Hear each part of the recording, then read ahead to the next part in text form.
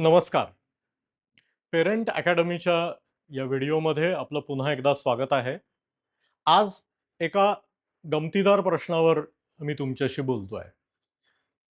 मी लहान मुलं आणि त्यांचा मानसिक उपचार या विषयामध्ये काम करतो हे तुम्हाला सगळ्यांना माहितीच आहे. अनेकदा लहान मुलांना या मानसिक आजारांसाठी किंवा मेंदूच्या आजारांसाठी औषधं द्यावी लागतात.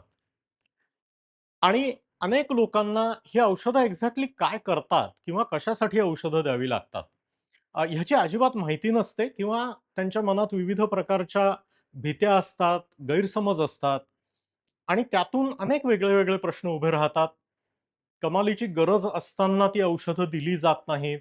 कधी-कधी हट्टानी लोकं काहीतरी वेगळीच औषधं मागत राहतात किंवा स्वतःहून काहीतरी दुकानातनं विकत घेऊन औषधं चालू ठेवतात आणि विविध प्रकारचे प्रॉब्लेम त्यामध्ये निर्माण होतात. तर एक्झॅक्टली ही औषधं मेंदूत करतात काय? हे थोडं समजून घेऊया आज. एक साधी गोष्ट आहे, की तुम्हाला सगळ्यांना कल्पना आहे, की तुम्ही जी कुठली वस्तू वापरताय, उदाहरणार्थ आता तुम्ही हे कुठल्यातरी फोनवर किंवा स्क्रीनवर दुसऱ्या बघता आहात. तो विजेवर चालतो. त्याला आयदर डायरेक्ट तुम्ही प्लग केलेलं आहे कुठे किंवा त्याच्यातल्या बॅटरीमध्ये ती आहे. ती वीज विजेच्या तारांनी तुमच्यापर्यंत येते. त्याचा कुठेतरी ट्रान्सफॉर्मर असतो. ते कुठेतरी विजेच्या जनरेशनला कनेक्टेड असतं. ते वेगळ्या-वेगळ्या प्रकारे वीज जनरेट होते. या ज्या सर्व गोष्टी आहेत, म्हणजे तुमच्या हातातला फोन हा विजेवर चालतो. हे जसं आहे ना, की तिथे वीज कुठे दिसत नाहीये, पण तो विजेवर चालतो. तशातला हा मेंदूचा काम करण्याचा प्रकार आहे. गंमत अशी आहे, की तुम्ही आणि मी जो विचार करतोय, म्हणजे उदाहरणार्थ आत्ता तुम्ही हे डोळ्यांनी बघता आहात, कानांनी ऐकता आहात. हे तुमचे दोन्ही हे ज्ञानेंद्रिय आहेत, की तिथे एक विशिष्ट प्रकारचे रिसेप्टर्स आहेत. डोळ्यामधले रिसेप्टर्स जे आहेत ते लाईट वेव्हज पिकअप करतात. कानातले जे रिसेप्टर्स आहेत ते साउंड वेव्हज पिकअप करतात. या दोन्हीही गोष्टींचं इलेक्ट्रिकल संदेशांमध्ये रूपांतर होतं. नर्व्हसच्या द्वारे ते मेंदूपर्यंत जातात. मेंदूच्या विविध भागात त्याच्या विविध गोष्टींचा अर्थ लावला जातो. म्हणजे अर्थ हा शब्द जेव्हा मी म्हणतो, तेव्हा तो आवाज तुमचा कान मेंदूपर्यंत पोहोचवतं. त्याचा काय त्याचा अर्थ आहे, हे तुमचा मेंदू तो अर्थ लावतो. एवढंच नव्हे, तर मी अर्थ हा शब्द कुठल्या संदर्भात वापरला आहे, यावरूनही त्याचा अर्थ बदलतो. म्हणजे ह्याचा अर्थ काहीतरी निष्कर्ष असा आहे, का अर्थ म्हणजे अर्थशास्त्र या दृष्टीने मी म्हणतो आहे, का ह्याच्यात काही अर्थच नाही, या अर्थाने म्हणतो आहे. हा अर्थ तुमचा मेंदू लावतो. कारण त्याला बाकीचा कॉन्टेक्स्ट समजतो, हे कशाच्या संदर्भात बोलणं चाललेलं आहे. त्याच्या आधीचा नंतरचा संदर्भ त्यामध्ये असतो. तर इतक्या वेगळ्या-वेगळ्या गोष्टी या मेंदूमध्ये इलेक्ट्रिकल संदेशांच्या नियमाने चाललेल्या असतात आणि इलेक्ट्रिकल संदेशांच्या व्हाया थ्रू चाललेल्या असतात. आता नर्व्हजमध्ये जेव्हा हे इलेक्ट्रिकल संदेश जातात, तेव्हा नर्व्हज काय एकमेकांना इलेक्ट्रिक वायरीसारख्या चिकटलेल्या नसतात, की या वायरीतला संदेश त्या वायरीतून चालू राहील. त्यांच्यामध्ये अशी गॅप असते आणि ती गॅप सील्ड गॅप असते. ही जी नर्व्ह आहे इकडची, ही त्या मधल्या गॅपमध्ये काही पदार्थ सोडते, ज्याला न्यूरोट्रान्समिटर्स म्हणतात. ते पुढच्या त्या ती जी मधली गॅप आहे त्यातल्या द्रव्यामधनं ते वाहत-वाहत पुढच्या नर्व्हला जाऊन चिकटतात. तिथे त्यांच्यासाठी विशिष्ट रिसेप्टर्स असतात. जागा असतात, की जिथे जाऊन ते पार्क होऊ शकतात. मग ते रिसेप्टर्स त्या पुढच्या नर्व्हला एका विशिष्ट प्रकारे त्याच्यात बदल घडवून आणवतात. ते कदाचित स्टिम्युलेशन असेल, ते कदाचित इनिबिशन असेल, ते काही विशिष्ट प्रकारचे चॅनल्स ओपन करणं असतील किंवा विशिष्ट प्रकारचे प्रोटीन्स त्या नर्व्हमध्ये बनवणं असतील किंवा फक्त इलेक्ट्रिकल संदेश पुढे पाठवणं असेल. हे काम करतात आणि नर्व्ह टू नर्व्ह हे काम चालू राहतं. अशा अनेक नर्व्हचे ट्रॅक्ट्स असतात वायरिंगसारखे. ते मेंदूच्या विविध भागांकडे जातात. परवा जेव्हा आपण न्यूरोट्रान्समिटर्सबद्दल बोलत होतो, तेव्हा कसे वेगळे-वेगळे पार्ट्स या ट्रॅक्ट्सनी कनेक्ट केलेले असतात आणि त्याच्यातले वेगळे-वेगळे न्यूरोट्रान्समिटर्स कसं वेगळ्या पद्धतीचं काम करतात, या सर्व गोष्टींबद्दल आपण बोललो. तर साधी आपली विचार करण्याची प्रक्रिया किंवा आपली ज्ञानेंद्रियांद्वारे जग समजून घेण्याची प्रक्रिया आणि त्याचा अर्थ लावण्याची प्रक्रिया इतकंच नव्हे, तर आपल्याला एखाद्या क्षणी कसं वाटतं आहे, म्हणजे आपला मूड कसा आहे, हे सुद्धा या केमिकल पदार्थांवर आणि त्या इलेक्ट्रिकल इम्पल्सेसवर आणि ते मेंदूत एक्झॅक्टली कुठे घडता आहेत, कुठल्या सिक्वेन्सनी घडता आहेत, यावर अवलंबून असतं. आता जिथे या सर्व गोष्टी आल्या, तिथे या गोष्टी जर बदलल्या, तर मेंदूला लागणारा अर्थ बदलू शकतो. हे तुमच्या लक्षात येईल.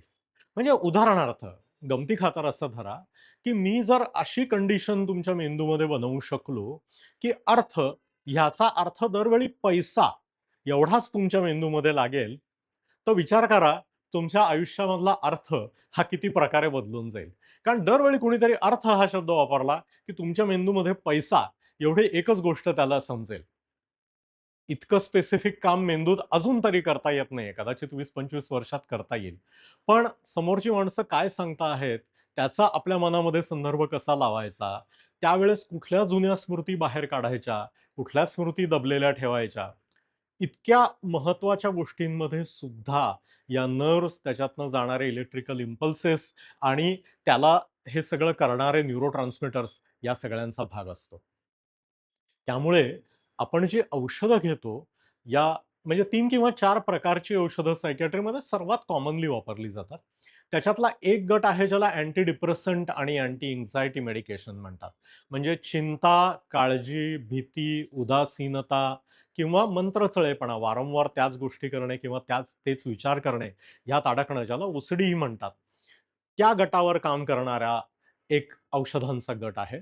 दुसरा एक गट आहे ज्याला अँटी सायकॉटिक्स म्हणायचे पूर्वी, की डोपामाइन रिसेप्टर्सवर काम करणारी ही औषधं होती. आता आपल्याला माहिती आहे, की डोपामाइनच्या पलीकडेही अनेक रिसेप्टर्स आणि वेगळे-वेगळे ट्रॅक्ट्स असतात, ज्यांच्यावर ही औषधं काम करतात.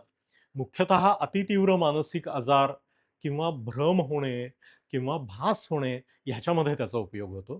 तिसऱ्या गटाची जी औषधं आहेत, ती मूड स्टेबल ठेवणारी औषधं आहेत, ज्यांना मूड स्टॅबिलायझर्स म्हणतात. त्यांचा उपयोग बायपोलर डिसऑर्डर सारख्या ह्याच्यात जसा तुमच्या घरात व्होल्टेज स्टॅबिलायझर असतो, तसे हे मूड स्टॅबिलायझर्स असतात, की जे हे मूड एका ठराविक लिमिटच्या वरती खूप उत्तेजित होऊ नये किंवा खूप डिप्रेस होऊ नये ह्याचं काम करतात आणि त्याला एका विशिष्ट रेंजमध्ये मेंटेन ठेवण्याचं काम करतात. ही अगदी ढोबळ औषधं झाली. याच्या व्यतिरिक्त अनेक प्रकारची औषधं वेगळ्या-वेगळ्या कारणांसाठी वापरली जातात. यातला महत्त्वाचा एक मुद्दा असा आहे, की तुम्ही जर त्या औषधाचं नाव तुमच्या सर्च इंजिनमध्ये Google सारख्या टाकलं किंवा ChatGPTला विचारलं. आता उदाहरणार्थ रिस्पिरिडोन हे एका औषधाचं नाव आहे. ट्रेडिशनली त्याला अँटिसायकॉटिक म्हणतात. म्हणजे त्या डोपामाइन रिसेप्टर भ्रम आणि भासवालं.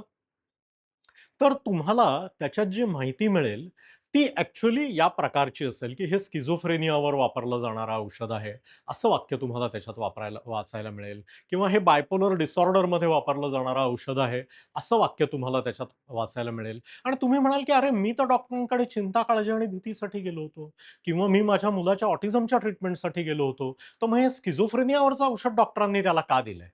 तर ह्याची गंमत अशी आहे, की औषधांची विविध कॉम्बिनेशन्स आणि विविध डोस हे वेगळ्या-वेगळ्या प्रकारे वेगळ्या-वेगळ्या लक्षणांना लागू पडतात. त्याच्यामुळे हा आजार आणि हे औषध अशा प्रकारचा जो प्रकार आहे, हा मॉडर्न सायकियाट्रीमध्ये काम करत नाही. कारण गेल्या 20 ते 25 वर्षाच्या न्यूरोसायन्सवरनं आपल्याला असं कळलेलं आहे, की औषधं विविध रिसेप्टॉर्सवर आणि विविध ट्रॅक्ट्सवर काम करतात. त्याच्यामुळे स्किझोफ्रेनिया असताना सुद्धा कधी-कधी अँटी डिप्रेसंट किंवा अँटी अँक्झायटीची गरज असते. डिप्रेशन सारख्या आजारातही कधी-कधी कमी प्रमाणामध्ये किंवा विशिष्ट प्रमाणामध्ये अँटिसायकोटिक वापरले जातात किंवा मूड स्टॅबिलायझर सारख्या गोष्टी वापरल्या जातात. आत्महत्येचे विचार जर खूप तीव्र असतील, तर त्या व्यक्तीला भीतीचा आजार असो, स्किझोफ्रेनियाचा आजार असो, नाहीतर डिप्रेशनचा आजार असो किंवा व्यक्तिमत्व दोष असो, त्यांना लिथियम नावाचं औषध वापरलं जातं, ज्याच्याबद्दल तुम्ही जर Googleमध्ये गेलात, तर ते तुम्हाला मूड स्टॅबिलायझर आणि बायपोलर डिसऑर्डर एवढे 2च शब्द पहिल्या पानात वाचायला मिळतील. ह्याचा सगळ्याचा अर्थ असा आहे, की मेंदूची काम करण्याची जी पद्धत आहे, ती काही प्रकारे आपल्याला बदलणे हे आता शक्य आहे. हे सर्व आधुनिक विज्ञानाची आणि आधुनिक वैद्यकाची कमाल आहे. गेल्या 50 ते 60 वर्षात आपल्याला ही औषधं उत्तम प्रकारे वापरता येत आहेत. गेल्या 20-25 वर्षात तर अनेक वेगळ्या-वेगळ्या प्रकारची औषधं त्यात उपलब्ध झालेली आहेत, की जी शरीरावर बाकीचे घातक परिणाम न करता फक्त जे हवं आहे तेवढं काम जास्त चांगल्या पद्धतीने करू शकतील किंवा घातक परिणाम व्हायची शक्यता अगदी कमी होते किंवा किरकोळ होते. अशा प्रकारची ही औषधं आता अवेलेबल आहेत. तर या सर्व गोष्टी लक्षात ठेवून त्यावर काम करावं लागतं. बरेचदा लोकं जेव्हा मानसोपचार तज्ञांकडे येतात, तेव्हा त्यांची एक अत्यंत सरळ साधी अपेक्षा असते, की ह्याची विचार करायची पद्धत किंवा वागण्याची पद्धत काहीतरी चुकतीये. तुम्ही तुमच्या पद्धतीने एकदा समजावून सांगा आणि त्याप्रकारे त्यांनी त्याचं वागणं बदललं किंवा विचार बदलले, की सगळं व्यवस्थित होईल आणि आत्ताचा त्रास निघून जाईल. हे इतकं सरळ साधं नसतं. तुमच्या मेंदूत काही विशिष्ट प्रकारचे बदल झाले किंवा काही विशिष्ट प्रकारचे सिग्नल्स वाढले किंवा फायर व्हायला लागले किंवा ॲक्टिव्हेट व्हायला लागले, की त्या व्यक्तीचा ॲक्चुअली त्या विचारांवर कंट्रोल सुद्धा राहत नाही. किंवा आपल्याला या सिच्युएशनमध्ये अशा विशिष्ट प्रकारेच विचार केला पाहिजे, हे त्यांनी कितीही ठरवलं, त्याला कितीही पटलेलं असलं, तर त्या सिच्युएशनमध्ये त्याला तो विचार जनरेट करता येत नाही. आणि तिथे म्हणजे असं एक मी तुम्हाला साधं एक उदाहरण देऊन सांगतो. मला ह्याच्यात वेगळी-वेगळी उदाहरणं वापरावी लागणार आहेत, कारण न्यूरोसायन्स ही कमालीची कॉम्प्लिकेटेड गोष्ट आहे आणि कमालीच्या वेगाने इव्हॉल्व होते आहे. असं समजा, की तुमच्या हातामध्ये एक मॅप आहे, एक नकाशा आहे. तुम्हाला विशिष्ट ठिकाणी जायचंय. तुमच्या हातामध्ये एक होकायंत्र आहे. आणि ते होकायंत्र तुम्हाला दिशा दाखवणार आहे. तुमच्या हातात नकाशा आहे, तुम्हाला नकाशा वाचता येतोय आणि तुम्ही ते होकायंत्र घेऊन त्या नकाशाप्रमाणे जेव्हा जायचा प्रयत्न करता, तेव्हा तुमच्या लक्षात येतं, की अरे, सतत माझा मार्ग चुकतो आहे. मी भलत्या ठिकाणी पोहोचतो आहे. आणि मग तुमच्या बरोबरचा कोणीतरी माणूस सांगतो, की "अरे, तुझ्या ते खिशात काहीतरी दिसतंय, ते काय आहे बघ बरं." म्हणून तुम्ही ती खिशातली वस्तू काढता, तर तुमच्या लक्षात येतं, की हा लोहचुंबक आहे. की हा तुमच्या खिशातला लोहचुंबक आहे, ज्यामुळे ते होकायंत्र चुकीची दिशा दाखवत आहे आणि तुम्ही मॅप व्यवस्थित वाचत असून सुद्धा चुकीच्या ठिकाणी पोहोचताय. आता पुन्हा हे ढोबळ विचार उदाहरण झाले. याच्यात ते होकायंत्र व्यवस्थित वापरणे आणि खिशातला तो लोहचुंबक काढून टाकून देणे, म्हणजे तुम्हाला रस्ता व्यवस्थित सापडेल, हे इतकं सरळ साधा उपाय झाला. पण अशा प्रकारचे लोहचुंबक किंवा अशा प्रकारचे सेंटर ऑफ ग्रॅव्हिटी किंवा अशा प्रकारचे फोकस, की ज्याच्याभोवती विचार किंवा भावना फिरत राहतात आणि त्या बदलू शकत नाहीत, असे जर मेंदूमध्ये निर्माण झाले, तर विविध प्रकारचे विचारांचे, भावनांचे आणि वर्तणुकीचे सुद्धा आजार होऊ शकतात, की ज्याच्यावर त्या माणसाचा कंट्रोल राहत नाही. त्याची खूप इच्छा असते, त्याला ते समजत असतं, पण तरीही तो काही करू शकत नाही. तिथे औषधांचा उपयोग होतो, की या गोष्टींचा प्रभाव कमी करण्यासाठी किंवा कधी-कधी पूर्णपणे संपवण्यासाठी, जो कमालीचा फ्लक्च्युएट होणारा मूड आहे, तो ठिकाणावर आणण्यासाठी, कमालीचा खड्ड्यात गेलेला मूड, जो डिप्रेशनमध्ये जे पुन्हा-पुन्हा निराशा ती येते, तो मूड नॉर्मलला आणण्यासाठी पुन्हा एकदा ही लक्षात ठेवायची गोष्ट, की मूड एलिव्हेटर्स नसतात. म्हणजे जसं ताप आलेल्या माणसाने क्रोसिन खाल्ली, तर त्याचा ताप कमी होतो. पॅरासिटामॉलमुळे ताप कमी होतो. क्रोसिन हे त्याचं कमर्शियल नेम झालं. मी त्या ब्रँडची जाहिरात करत नाहीये. पण पॅरासिटामॉल हे त्यातल्या औषधाचं नाव फारशा लोकांना माहिती नसतं. ताप आलेल्या माणसाने पॅरासिटामॉल घेतलं तर त्याचा ताप कमी होतो. आता मला ताप नाहीये. मी जर 2 पॅरासिटामॉलच्या गोळ्या खाल्ल्या, तर माझं टेम्परेचर अजून खाली जाऊन माझं आईस्क्रीम होणार आहे का? तर आईस्क्रीम होणार नाहीये. ते फक्त तापावर काम करणारं औषध आहे. तसं डिप्रेशनमध्ये असलेल्या माणसाला न्यूट्रल लेव्हलपर्यंत आणण्यासाठी त्या औषधाचा उपयोग होतो. नॉर्मल मूडमध्ये असलेल्या माणसाचं मी अँटी डिप्रेसंट घेतलं तर त्याचा मूड वरती जाऊन तो भयंकर काहीतरी वेगळा होईल, असं त्यांनी होत नाही. बायपोलर डिसऑर्डरमध्ये होऊ शकतं, पण जर बायपोलर नसेल आणि प्लेन डिप्रेशन असेल, तर त्यामध्ये ह्या गोष्टी होत नाहीत. हेही लक्षात ठेवणं गरजेचं आहे. त्यामुळे मेंदूमध्ये निर्माण होणारी ही विविध केंद्र, म्हणजे विचारांची केंद्र, भावनांची केंद्र आणि त्याच्या कामामध्ये होणारी गडबड, जुन्या स्मृतींचा किंवा अनुभवाचा त्याच्यावर होणारा परिणाम, ह्याच्यातली मेंदूची सेन्सिटिव्हिटी, मेंदूची पद्धती, मेंदूची कार्यपद्धती ही बदलण्यासाठी या औषधांचा उपयोग होतो. आधुनिक शास्त्रामध्ये असलेली औषधं ही कमालीची काळजीपूर्वक दिली जातात. त्याच्यात क्वालिटी कंट्रोल्स असतात. त्यामुळे तुम्ही जी गोळी घेतात, त्याच्यात एक्झॅक्टली कुठलं औषध किती मात्रेमध्ये आहे, त्याची बायो अवेलेबिलिटी किती आहे, त्याची तीव्रता किती आहे, हे अत्यंत काटेकोरपणे तपासलं जातं. आणि त्यासाठी चांगल्या भरवशाच्या ठिकाणावरून ही औषधं घेणं गरजेचं असतं. आता जनऔषधीच्या माध्यमातून सरकारने जेनेरिक औषधं उपलब्ध करून दिलेली आहेत. तर तुमच्या प्रिस्क्रिप्शनवर असलेला जो ब्रँड आहे किंवा माझ्यासारख्या डॉक्टरनी लिहून दिलेला जो ब्रँड आहे, त्याच्यापेक्षा वेगळ्या नावानी पण तितक्याच उत्तम पोटेन्सीची औषधं सुद्धा सरकारने अत्यंत कमी किमतीमध्ये अवेलेबल करून दिलेली आहेत.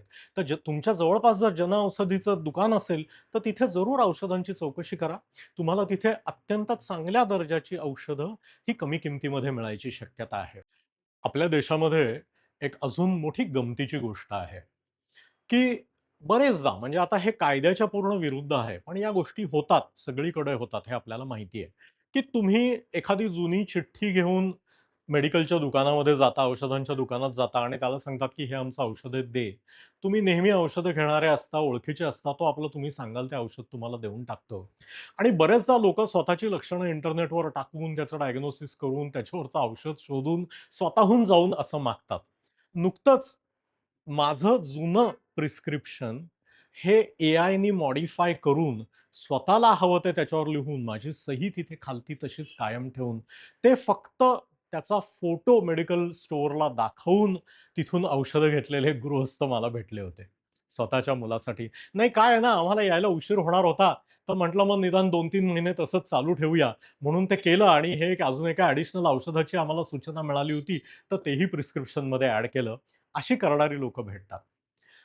कृपया असे उद्योग करू नका. त्याचं कारण असं आहे, की कुठलं औषध किती प्रमाणात द्यायचं, किती वेळ द्यायचं, ते कधी बंद करायचं, बंद करताना ते कशाप्रकारे बंद करायचं. मल्टिपल औषधं घेत असाल, तर ती कुठल्या सिक्वेन्सनी बंद करत जायची. नवीन ॲड करायचं असेल, तर त्यांची आपापसात इंटरॅक्शन कशी चेक करायची. ते कॉम्बिनेशन त्या व्यक्तीला योग्य आहे का नाही, हे सगळं हा मेडिकलच्या प्रशिक्षणाचा भाग असतो. इंटरनेटवर तुम्हाला माहिती जरूर मिळेल. पण समोरच्या व्यक्तीला ही गोष्ट पूर्णपणे लागू पडते का नाही, ही गोष्ट तुम्हाला इंटरनेट सांगणं अवघड आहे. त्यामुळे तुमचे जे विश्वासाचे डॉक्टर आहेत, त्यांची जरूर मदत घ्या आणि हे प्रश्न सोडवा. तर आपल्या मुलाला किंवा प्रौढांना सुद्धा सायकियाट्री अशी डिग्री असलेले डॉक्टर काहीतरी औषध देत आहेत, ह्याचा अर्थ ते त्यांच्या विचार पद्धतीमध्ये, त्यांच्या मूडमध्ये किंवा त्यांच्या भावनांमध्ये काही प्रकारे विशिष्ट बदल घडवून आणण्यासाठी त्यांना मदत करत आहेत. त्या व्यक्तीला स्वतःच्या फक्त इच्छाशक्तीवर ज्या गोष्टी होत नाहीत, कारण यातल्या अनेक गोष्टी या फक्त इच्छाशक्तीवर मुळीच अवलंबून नसतात. म्हणजे आता मी घाबरायचं नाही असं ठरवलंय, असं म्हणून भीती अदृश्य होत नाही या आजारांमध्ये. त्या व्यक्तीचा कितीही निर्धार असला तरी सुद्धा. म्हणजे उदाहरणार्थ उद्या जर माझा पाय फ्रॅक्चर झाला, तर मी माझ्या मनाला आज्ञा नाही देऊ शकत, की सगळं कॅल्शियम तिथे पाठव आणि तो पाय जोडून टाक. अशी जादूटोणा तिथे होत नाही. तिथे त्याला व्यवस्थित प्लास्टर लावावं लागतं किंवा ऑर्थोपेडिक सर्जन ऑपरेशन करून, प्लेट लावून किंवा खिळा लावून ते हाड व्यवस्थित सांधून देतो. मग त्याची काळजी घ्यावी लागते. तशाच प्रकारचे हे मनातले म्हणजे पर्यायाने मेंदूमधले गोंधळ असतात आणि ते औषधांनी दुरुस्त करता येतात. कुठल्या वयात औषध द्यायची? काय वयामध्ये काय औषधं ही सेफ असतात? त्याचं किती प्रमाण द्यावं लागतं? त्याचा काही त्रास होऊ नये यावर लक्ष कसं ठेवायचं असतं? कुठली कॉम्बिनेशन्स चालतात? कुठली कॉम्बिनेशन्स चालत नाहीत? ह्याचं सगळ्याचं सखोल ज्ञान हे तुमच्या डॉक्टरांना, मानसोपचार तज्ञांना असतं आणि ते त्या प्रकारे तुम्हाला मदत करत असतात. त्यामुळे जर या विशिष्ट प्रॉब्लेमसाठी तुम्हाला औषधं घ्यावी लागतील, असं तुमच्या डॉक्टरांनी सांगितलं, तर डॉक्टरांवर विश्वास ठेवायला काहीही हरकत नाही. तुमच्या मनातल्या ज्या शंका आहेत, की याचे साइड इफेक्ट्स होणार आहेत का? हे औषधं सवय लागणारी औषधं आहेत का? ह्यानी आमच्या मुलाला झोप येणार आहे का? हे सर्व तुमच्या मनातले प्रश्न हे अत्यंत रास्त प्रश्न आहेत. हे तुमच्या डॉक्टरांना जरूर विचारा आणि तुमचे डॉक्टर त्याची व्यवस्थित समर्पक उत्तरं देतील आणि तुमचं शंका समाधान करतील. फक्त प्रिस्क्रिप्शन दिलं म्हणजे नको बाबा, असं करून पळून जाऊ नका. कारण अनेक आजार ज्यांच्यावर पूर्वी काहीही उपाय नव्हता, ते आता औषधांनी उत्तम कंट्रोलमध्ये ठेवता येतात. अनेक आजार पूर्णपणे बरे करता येतात. आयुष्य नॉर्मल करता येतं. तर हे नॉर्मल आयुष्य जगण्याची संधी फक्त मनातल्या भीतीपायी घालवू नका. आपल्या मेंदूमध्ये असणाऱ्या नर्व्हज, त्यांच्यातनं जाणारे इलेक्ट्रिकल इम्पल्सेस, त्यांची एकमेकांशी असलेली केमिकल संदेशांची देवाण-घेवाण, त्यांचा एकमेकांवर विशिष्ट असलेला कंट्रोल आणि हा जो सगळा गरबा तुमच्या मेंदूमध्ये चालू असतो, त्याला एक व्यवस्थित रिदम देण्यासाठी, त्याचा ताल व्यवस्थित मेंटेन करण्यासाठी बाजूला असलेलं कंपाउंड किंवा तो डी-जे ह्याचं काम अनेकदा डॉक्टर करतात आणि ते तुम्हाला त्याची मदत करतात. तर आपल्या मानसोपचार तज्ञांवर भरवसा ठेवून तुमच्या मनातल्या शंका त्यांना स्पष्टपणे विचारून, शंकांचं समाधान करून घेऊन उत्तम ट्रीटमेंट घ्यायला माझ्यातर्फे तुम्हाला शुभेच्छा.